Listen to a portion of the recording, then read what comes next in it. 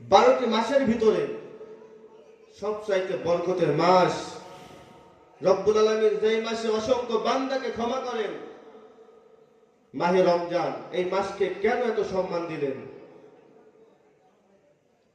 আল্লাহ রাব্বুল আলামিন পবিত্র কুরআনুল কারীমের ভিতরে 2 নম্বর পারা 2 নম্বর সূরা 7 নম্বর পৃষ্ঠায় 185 নম্বর আয়াতের ভিতরে বলেন, শাহরু রমাদানাল্লাযী উনজিলা ফীহিল কুরআন ফীহিল কুরআনু হুদাল লিন-নাসি ওয়া বায়্যিনাতিন মিনাল হুদা ওয়াল ফুরকান।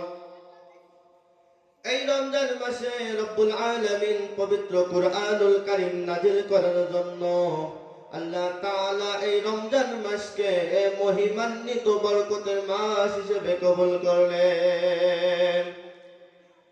কেমন পবিত্র কুরআনুল কারীম নাযিল হলো?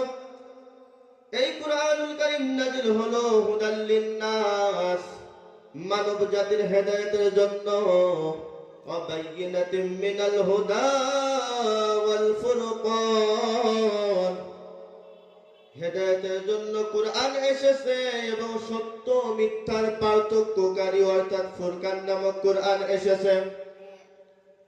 সত্য মিথ্যাকে পার্থক্য করবে, কোনটা সত্য কোনটা মিথ্যা, কোনটা হালাল কোনটা হারাম, কোনটা সত্য কোনটা মিথ্যা, এটাকে যাচাই বাছাই করে দেওয়ার জন্য আপনার আমার জন্য এসেছেন পবিত্র কুরআন।